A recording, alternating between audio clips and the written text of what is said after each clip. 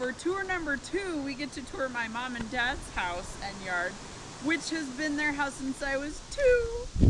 They've lived here since I was itty bitty, and I love my parents' house, and I wanted to share it with you. We are starting the video in front of our sycamore tree. Don't make them dizzy, Connor. My dad planted this when we were little, and it has gotten to be ginormous, and I'm going to share some pictures when my sister and I were little outside in front of the tree so you can see how much it's grown. It's really fun to compare, but come along on the tour of my parents' house.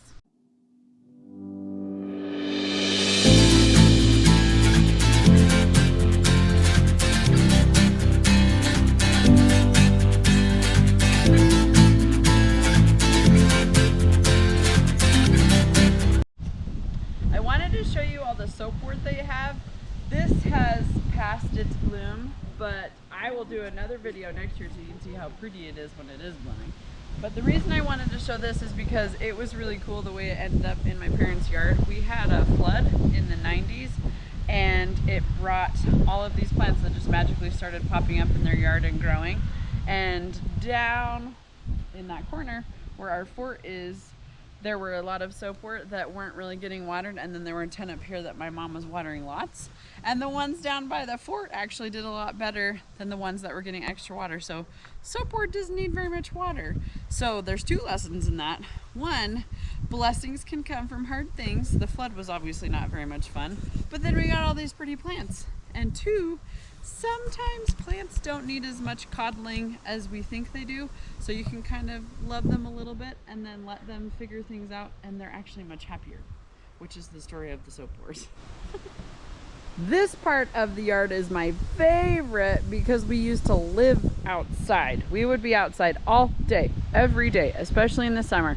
My mom would call us in to eat and we'd say, no, we want to stay outside. So she'd bring a picnic outside for us instead, and we'd just stay outside. But around this area, kind of where the edge of the rocks are coming this way, we had a swing set, and my very favorite thing to do outside was putting blankets in the bottom and at the top, and then playing with my Barbies outside. That was my favorite. And we used to make all kinds of forts. We have lots of sagebrush, so we would build forts outside. But this whole area where the mulches and the rocks was all grass. We would just spend hours and hours outside playing baseball with my dad and making forts and bocce ball and croquet and badminton. We literally lived outside. But isn't this a magical backyard?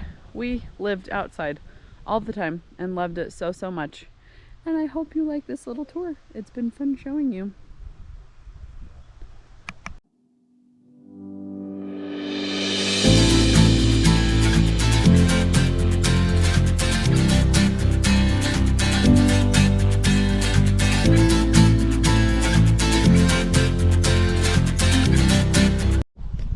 I wanted to show you the hammock that's in the backyard. I spent many hours on this every Sunday, just reading my favorite magazines and resting in the hammock, enjoying being outside, which is part of why I love our hammock so much. It's really nice to be able to be outside and have a nice spot in your yard where you can have quiet and rest and just listen to the wind and look at the clouds and just pause for a little bit. So that's why this is my favorite. And I wanted to show you, and Kelly likes the hammock too. I wanted to show you that way. Can you see our awesome apple trees? We have 2 big apple trees. We'll walk a little closer so you can see them, but it's pretty this way too.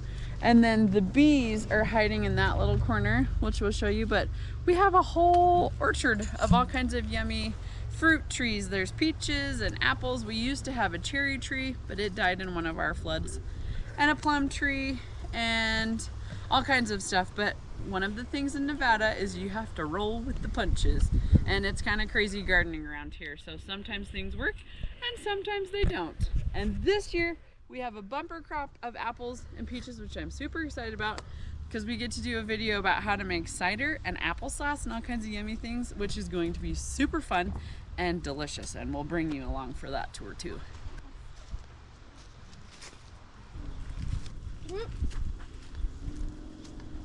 This one is super cool because it's one tree, but do you notice that the apples are 2 different colors? There's green apples and there's pink apples, but it's one tree. Isn't that cool? Nature's so fun the way that it grows sometimes. But we love this apple tree. This is the lovely garden patch. So one of the tricky things with where my parents live is my dad sometimes has to plant his garden as many as 3 and 4 times because of when the frost comes and little critters. He's got bunnies and squirrels and chipmunks and snakes and pretty much every critter you can possibly think of who all really love to eat his vegetables. So this is normally completely full of peas and beans and beets and squash and zucchini and all the things, but a lot of these have been eaten or they froze. And whatever the manure was that he got this year, it had super weird seeds in it, so it grew all of that goofy stuff. But you can see the zucchinis are doing awesome and the squash are doing awesome. And then he's got blueberries and blackberries and raspberries. So we have a whole big berry patch and corn. And if you look back behind the corn, you can see his beans. We'll go over there and look at that a little bit closer. But this is the garden, and we've all been helping my dad since we were itty bitty in the garden. This is my very favorite spot in the yard because I have lots of fun memories here working with my dad in the garden.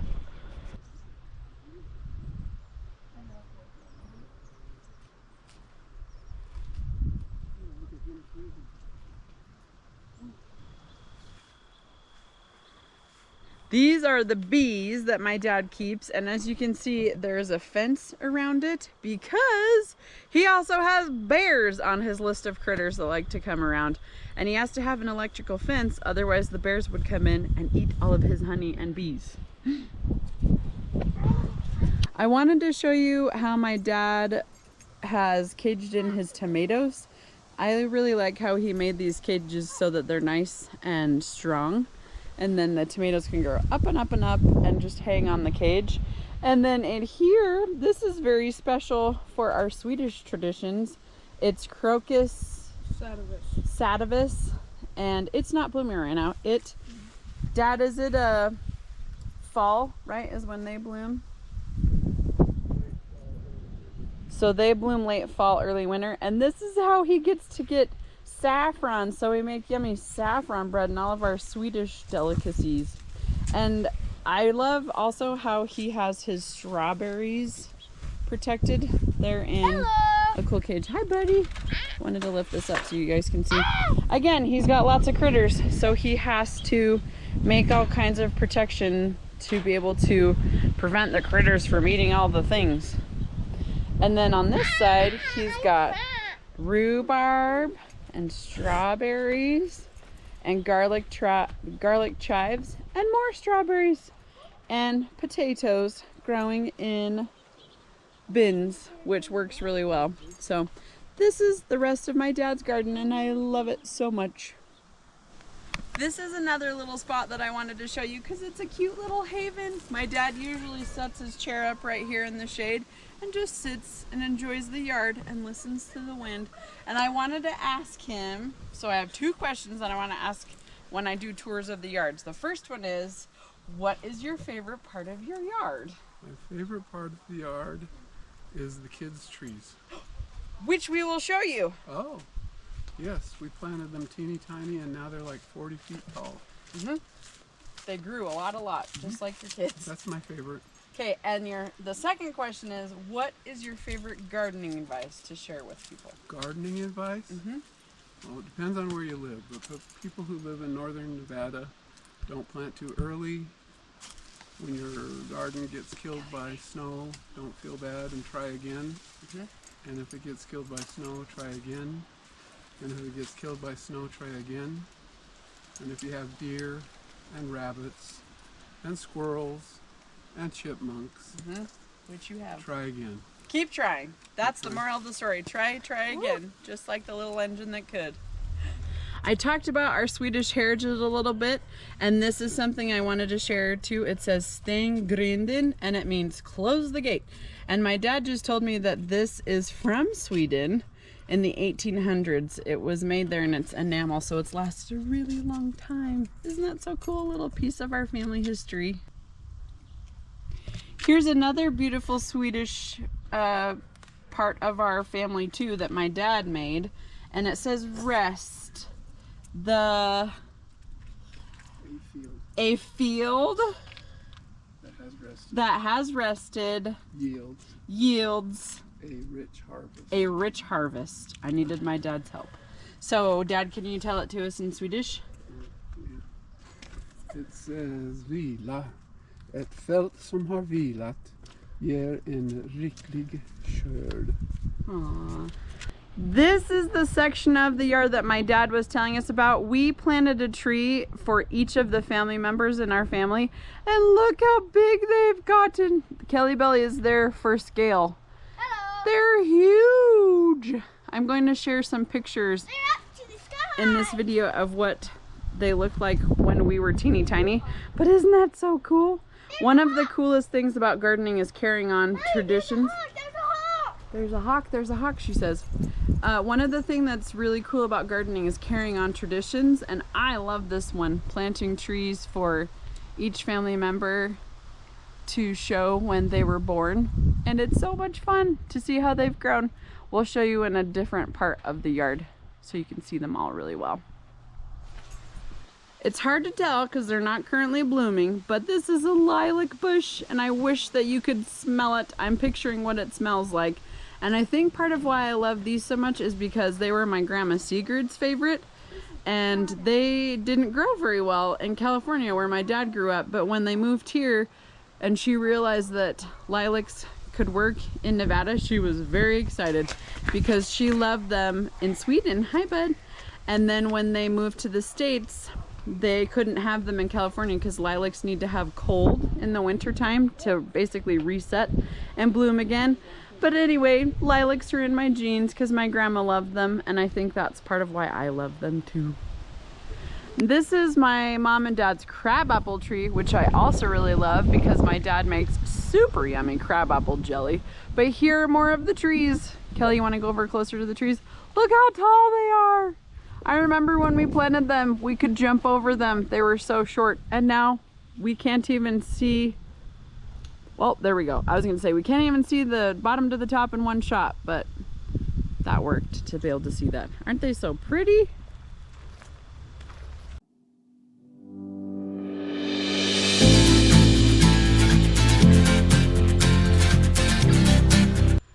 Here's another garden lesson for you. So this is my little brother's tree, the Merrill tree, and it was turning brown and very, very sad, and my dad was going to tear it out because he just wasn't sure what to do to fix it.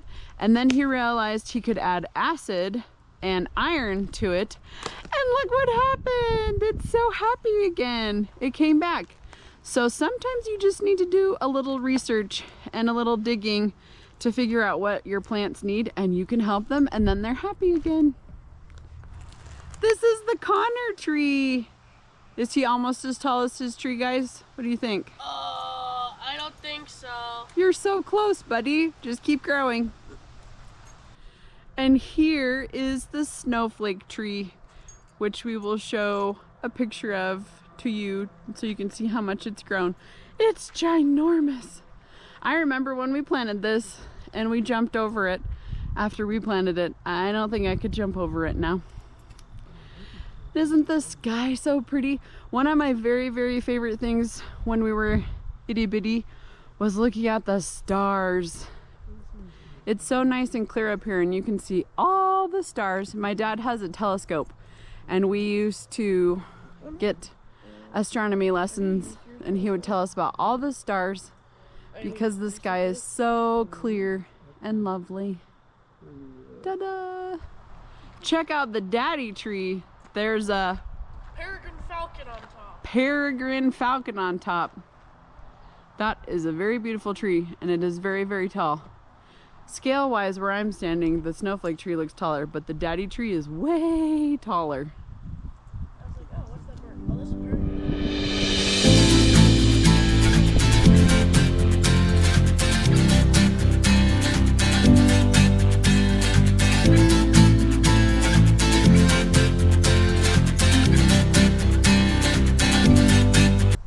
I wanted to close out my video next to a sign that my grandpa made. So this is my dad's dad, in 1948.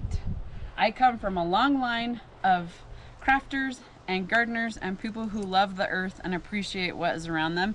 And I really love seeing things like that, seeing things like this, and knowing that my grandpa made it, because I want my children to be able to appreciate this too and be crafty and make all kinds of things that then their children and grandchildren can appreciate.